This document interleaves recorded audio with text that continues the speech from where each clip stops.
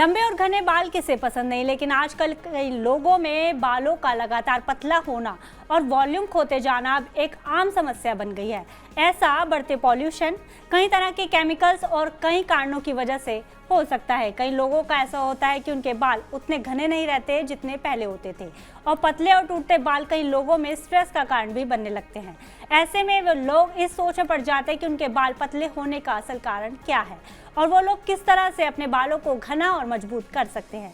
लेकिन इसमें सबसे पहले ये जानना जरूरी है कि आखिर बाल पतले होने का क्या कारण है और उसके बाद किस तरह केयर कर उन्हें सही किया जाए।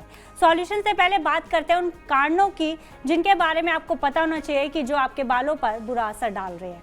सबसे पहला कारण है जेनेटिक। कभी कभी पतले बाल लोगों को विरासत में मिलते हैं। यदि आपके ब्लड रिलेशन में लोगों की हेयर क्वालिटी ज़्यादा अच्छी नहीं है या फिर बाल बहुत पतले हैं, तो हो सकता है इसके कारण आपके बाल भी पतले हों।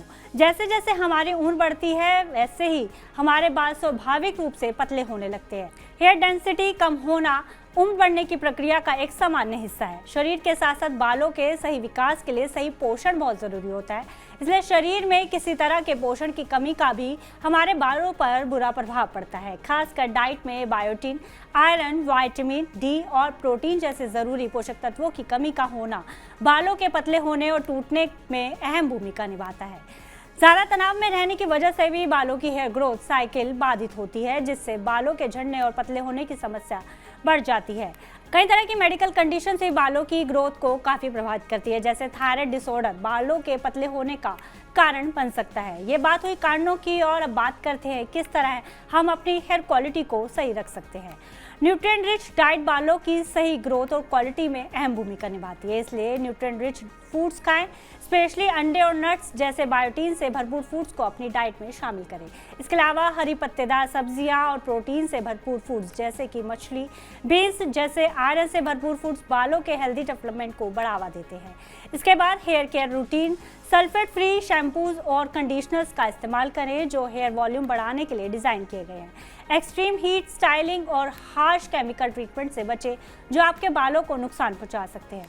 थिक हेयर में हेल्दी स्काल्प का बहुत बड़ा रोल होता है, इसलिए ब्लड सर्कुलेशन इंप्रूव करने के लिए रोज़ाना अपने स्काल्प की मसाज करें और अपने सिर को पोषण देने के लिए अरंडी के तेल और एलोवेरा जैसे कंपोनेंट्स वाले प्रोडक्ट्स का इस्तेमाल करें।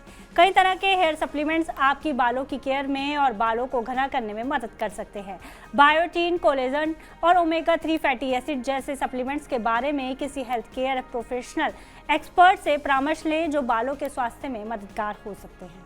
योगा और मेडिटेशन जैसी रिलैक्सेशन टेक्निक्स द्वारा तनाव को मैनेज किया जा सकता है, क्योंकि स्ट्रेस कम करने से बालों का झड़ना रोकने में मदद मिल सकती है। अपने बालों को टाइट ना बांधें।